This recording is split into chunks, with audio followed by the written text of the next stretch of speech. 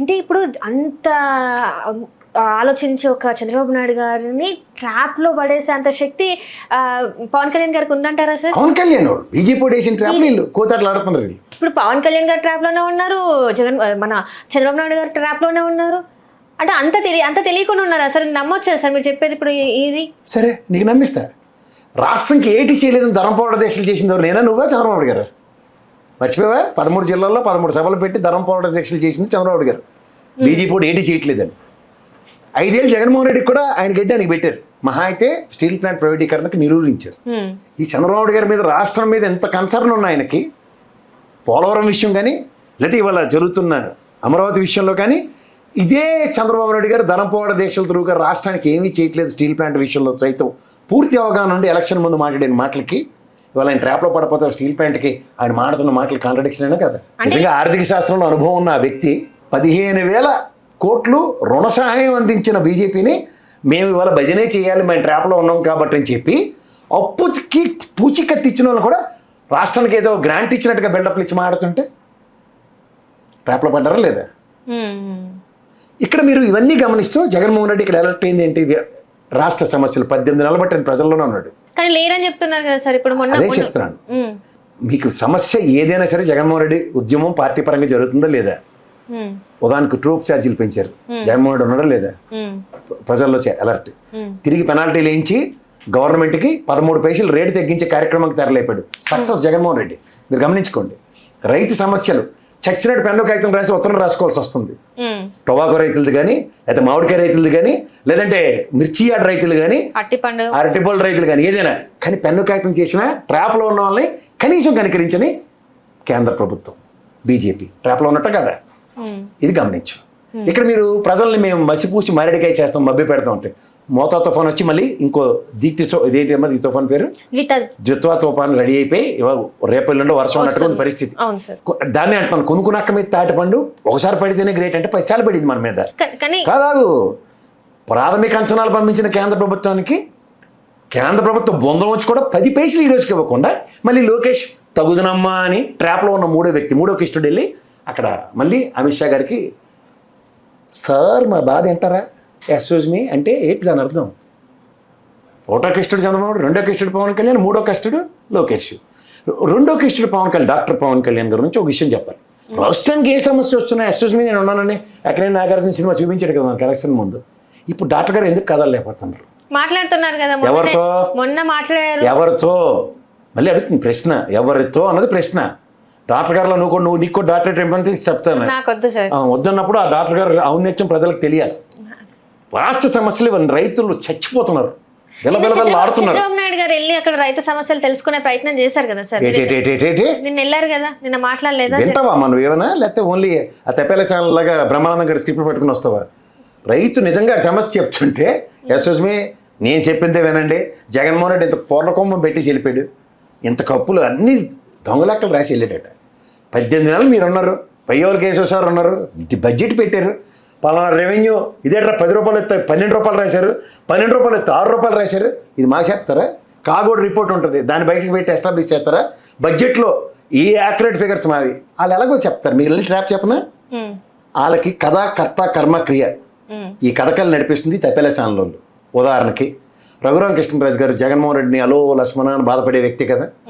ఆయన ఇలా floor of the house పార్లమెంట్లో నిలబడి ఏంటండి రాష్ట్రం ఇంత తప్పులు చేసింది మీరు ఏంటి చెప్పరంటే లిగరన్ అని చెప్పి నిర్మలా సీతారామన్ అమ్మ చెప్పింది 4,54,454 కోట్లని. అది నమ్మారా? వాళ్ళు నమ్మకపోగా బీజేపీ అధ్యక్షురాలు పురంధేశ్వరమ్మతో మళ్ళీ ఈనాడు తిక్మాల్ పేపర్ ఆంధ్రజ్యోతి 2 చదివించి 10 లక్షల కోట్ల అప్పు 10 లక్షల కోట్ల అప్పు. మరి ట్రాప్లో పడినట్టే కదా. మళ్ళీ మనం మాట చెప్తాం. సో ట్రాప్లో పడిపోయి మన కూడా లాగుతుండ్రు బురదలకు రెండు అని వెళ్ళిపోతే నువ్వు వాళ్ళతో పాటు. తెల్లారా పేపర్ చదివా న్యూస్ చూసి వచ్చావా ఇంకా అంతే. ప్రస్తుతానికి చంద్రబాబు నాయుడు గారికి, పవన్ కళ్యాణ్కి, లోకేష్ గారికి ముగ్గురికి అలా అలీగండి వాడిని పెడితే పక్కన అటు చూడ సినిమాలో అంటూ ఉంటాడు చూడు, వీళ్ళు చేసి ప్రతి పనికి అది చేస్తే బెటర్, కనీసం అలర్ట్ అవుతారు. అట్లీస్ట్ నాకైతే డాక్టర్ పవన్ కళ్యాణ్ మీద నమ్మకం లేదు, చిన్నపిల్లడి లోకేష్ మీద అసలు నమ్మకం లేదు. చంద్రబాబు నాయుడు గారికి ఏంటి ఇలా అంటుండే నాలుగు బయట పెడతాను లేదని ఇంటికి వెళ్ళి కాసేపు ఆలోచించుకుంటారు. అంటే వాళ్ళిద్దరు ఆలోచన కూడా చేయరంటారు. డాక్టర్ గారికి తెలియటట్లేదు, నువ్వు డోంట్ ఇన్వాల్వ్ అనవసరంగా. ఏంటి సార్ మీరు మరీ ఘోరంగా మాట్లాడుతున్నారు. ఒకటి వాస్తవమ్మా. డిప్యూటీ నేను మళ్ళీ చెప్తున్నాను, మొన్న వెళ్ళారు కదా కొబ్బరి తోటలకి, అవును సార్. ఏంటి చెప్పిండు ఆయన, నేను ఆర్థిక మంత్రిని కాదు, మరి ఎందుకు వెళ్ళినట్టు, నేను వ్యవసాయ శాఖ మంత్రి, నేను ఎందుకు వెళ్ళినట్టు, ఒక పక్క ముఖ్యమంత్రిని కాదంటే మరి దేనికి వెళ్ళినట్టు నువ్వు, దీనికన్నా ముందు ఓ దగ్గరికి వెళ్ళాడు కాకులొప్పాడ, 100 రోజులు టైం ఇవ్వండి, ఈసారి 45 రోజులు టైం ఇవ్వండి, సీట్లు పాట, అందుకే డాక్టరేట్ ఇచ్చారు మొన్న అక్కడే. వాళ్ళకు కూడా ఆవ్యాసమే.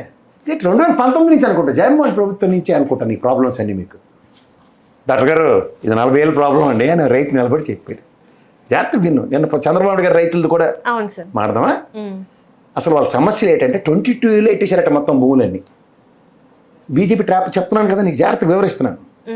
బీజేపీ ట్రాప్ ఏంటి, హిందుత్వం ఫస్ట్ అది ఫస్ట్ వాళ్ళే నువ్వు నేను హిందువులం కాదు, నువ్వు బొట్టెట్టుకున్నా రోజు గుడికి వెళ్ళి వచ్చినా నువ్వు బంగారు తెల్ల నిన్ను నమ్మరాలు, వాళ్ళు చెప్పిన హిందువుల కిందే ఉండాలి వాళ్ళు. అంటే వాళ్ళు చెప్పిన హిందుత్వం ఒకలా ఉంటుంది, నిజమైన హిందుత్వం ఒకలా ఉంటుంది. పుట్టినకాడి నుంచి ఉన్న హిందుత్వం కదా మంది, వీళ్ళంతా అడాప్టెడ్ హిందుత్వం. పవన్ కళ్యాణ్ లాగా డాక్టర్ పవన్ కళ్యాణ్ ఏం చేస్తాడు, మెట్ల కింద నుంచి పైకి కడగడం, నువ్వు ఆడపిల్లవు కదా పై నుంచి కింద కడగడం. కానీ మనోడు సనాతన ధర్మం కొత్త సిద్ధాంతాలు కింద నుంచి పైకి వెళ్ళాలి. సో ఇక్కడ నీకు చెప్తున్నాను, రైతుల విషయంలో 22 ఎట్టేశారట. మన జగన్మోహన్ రెడ్డి గారు ఒక రైతుల కోసం బీజేపీ వాళ్ళు 200 కోట్లు ఖర్చు పెట్టి మనకు ఒకటి ఇచ్చారు. ఏది చెప్తాను దాని గురించి కూడా. పైపచ్చు కరోనా పాండమిక్ సిచ్యువేషన్లో ఇంపోర్ట్ చేసుకుని రోవర్లు తీసుకొచ్చి మెట్రిక్యులస్ క్యాలిక్యులేషన్ శాటిలైట్తో అనుసంధానించి ప్రతిదీ ఒకడో ప్రిన్సిపల్ సెక్రటరీ ఇచ్చిన ఓ తెలుగు తక్కువ ఆడేకి ఏంటంటే రంగుకి రాళ్ళు వేసి ఆ రాళ్ళకి రంగులు వేశారు జనరల్. రెండోది జగన్మోహన్ రెడ్డి బొమ్మ వేశారు. దీనివల్ల మొత్తం జగన్మోహన్ రెడ్డి తోసేశారని చెప్పారు. అంటే అదంతా కూడా ఆక్రమించుకుంటున్నారు జగన్ అని వీళ్ళు చెప్పింది. ఎలక్షన్కి అయిపోయింది, గెలిచేశారు, 11 సీట్లు ఇచ్చారు. వీళ్ళు నువ్వు చెప్పిన 164 స్ట్రైక్ రేటు, డాక్టర్ గారికి కూడా 21 సీట్లు వచ్చే సంతోషం, ట్రీట్మెంట్ మనకి ఇమ్మని. ఇంత నేపథ్యం ఉన్న మనుషులు ఇవాళ మళ్ళీ ఇప్పుడు ల్యాండ్ టైటిలింగ్ యాక్ట్ ప్రవేశపెట్టింది ఎవరు, కేంద్ర ప్రభుత్వం చేయమంది అన్ని రాష్ట్రాలకి. పైలట్ ప్రాజెక్ట్ కింద ఆంధ్రప్రదేశ్కి 200 కోట్లు ఇచ్చేస్తే చెప్పిందంతా ఎవరు, చంద్రబాబు నాయుడు, పవన్ కళ్యాణ్ గారు, లోకేష్ గారు, ఆఖరికి మా డాక్టర్ పురంధేశ్వర్ గారు కూడా చెప్పేశారు. చెప్పేశారు డాక్టర్ గారు. అయితే వీళ్ళందరూ చెప్పేసిన తర్వాత మనకు అర్థమైంది ఏంటి, జగన్మోహన్ రెడ్డి మోసేసాడు, ఎత్తేసాడు. ఇదే దాన్ని ఎక్స్టెన్షన్ అన్నమాట. నేను 22A మొత్తం దోచేశాడు మీవని. అక్కడ నిలబడి రైతు అవడనే అదేంటంటే నాకు 22A ఎట్టారు సార్, నాది ఎట్టారు సార్, మీరు రాగానే 18 నెలల్లో 22A జీవో ఇవ్వలేరు, ఇష్టం వచ్చినట్టు జీవోల ప్రకారం 22Aలో పెట్టిన గత ప్రభుత్వాన్ని మేము నిరోధిస్తూ ఇవాళ నుంచి 22A సవరిస్తూ ఇవాళ మళ్ళీ వీఆర్ వాళ్ళని, ఎందుకంటే విలేజ్కి ఒక సర్వేర్లను రిక్రూట్ చేశారు 15 మంది చొప్పున. ఈ సర్వేర్లతో కొత్త సర్వే చేసి మేము ఈ 22Aకి నిబంధనలు ఈ విధంగా ఉంటాయని కొత్త ఇచ్చారా 18 నెలలు బట్టి. కానీ అలవాటు ట్రాప్లో పడ్డాం కదా, అక్కడ ఉన్న రైతులందరికీ చెప్పేశారు ఇదే సమస్య. ఇది గమనించి ఫస్ట్ నేను అందుకే ట్రాప్ చెప్తున్నా. ఇక్కడ నిన్న దానికి జగన్మోహన్ రెడ్డి గారు అనుసంధానిస్తూ ఏ అంశాలు మనం చర్చించారు అన్నది ఇంకా మనం అక్కడికి వెళ్ళే, ఇక్కడే ఉన్నాం మనం. సో ఇక్కడ ఈ ట్రాప్లో పడిన చంద్రబాబు గారు కానీ డాక్టర్ పవన్ కళ్యాణ్ గారు కానీ, పవన్ కళ్యాణ్ గారు అయితే నన్ను ఎక్కడైనా టీంలోకి తీసుకోండి సార్, ఇటు అడగలను అటు అడగలను, నేను అవతల బీజేపీకి ఇచ్చిన టాస్క్ చేస్తాడు, యువత తెలుగుదేశం ఇచ్చిన టాస్క్ చేస్తాడు. అంచేత నేను చిన్నపిల్లలకి అర్థం అవ్వాలి కదా. డాక్టర్ పవన్ కళ్యాణ్ గారి యొక్క చాతుర్యం, నేను ఆ పదాన్ని ఎందుకు వాడవలసి వచ్చిందంటే ఇది మన చిన్నపిల్లల ఆటలో 2 పక్కల ఆడగలరు సామర్థ్యం అది.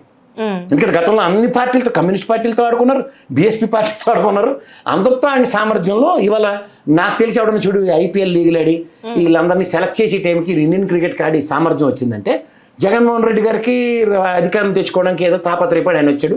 చంద్రబాబు గారు రామారావు గారి దగ్గర పార్టీ తీసుకుని నిలబెట్టుకుని ఆయన మళ్ళీ ముఖ్యమంత్రి అయ్యి సామర్థ్యం సంపాదించుకుని. కానీ ఎటు కానీ పవన్ కళ్యాణ్ మా కేఏపాల్ అన్న ఇద్దరు ఉన్నారు. డాక్టర్ పవన్ కళ్యాణ్ గారు అయితే ఎప్పటికి కూడా నాకు తోడు నీడ పథకం ఎవరైనా ఇస్తారనే తిరుగుతుంటాడు ఆయన. తోడు నీడ పథకం అంతే కదా, మొన్నటిదాకా తోడు లేకపోతే దిక్కు లేదు. ఇవాళ తోడు నీడ తెలుగుదేశం ఆచ్చేదనే కానీ అమ్మయ్యా ఇంకో 15 ఏళ్ళ పాటు ఈ శాఖ తీరుతాను బాబు, ఇల్లు కట్టుకున్నాం అనుకోలేదు, కారు కొంటావు 15 ఏళ్ళ పాటు ల్యాండ్ మనం రోడ్ ట్యాక్స్ కట్టే కదా మన దగ్గర ఉంటుంది. అలాగే ఆయన ఎమ్మెల్యే అయిపోగా నేను రోడ్ ట్యాక్స్ కట్టేసాను, 15 ఏళ్ళు నా కారు నాకడే ఉంటుంది అన్నట్టుగా ఫీల్ అయిపోతాడు. చేత ఇది జాగ్రత్తగా గమనిస్తే ఎంతమంది ఇన్ని చక్కగా ట్రాపులు పడినప్పుడు ఇన్నాళ్ళు నేను వెళ్తూ రాజకీయం చేయక్కర్లేదు, నా పని నేను చేసుకుంటే పని అవుతుంది అనుకుందారా, ఆశ్చర్యాలు రాజకీయ క్షేత్రం చూపించి 11కే పరిమితం చేశారని జగన్మోహన్ రెడ్డి నాడి పోసుకుంటుంటే ఎర్రే మీకు ఎలాగుందా అంటే మీతో రాజకీయాలు చేయాలా అని మొదలెట్టాడు.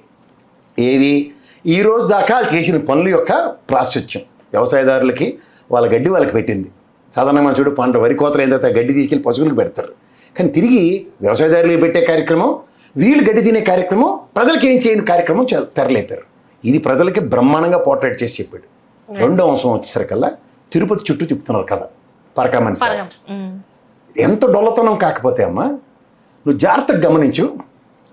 పరకామణి సేవకు సంబంధించిన అవసరంలో వాడు 20 ఏళ్ళు పెట్టి పనిచేస్తున్నాడు. వాడు రామకృష్ణ గారు ఆ పెద్ద జీఆర్ దగ్గర నుంచి వచ్చిన ఆ పనికి మళ్ళీ లేదో దొరికాడు కాబట్టి చెప్తున్నాడు. నేను సింగులర్ వాడుతుందా దొరికాడు కాబట్టి ఏదో దొరికిన తర్వాత దొంగే, నాకు ఎవడైనా నాకు పనికి మళ్ళీ లేదో నాకు అనవసరం.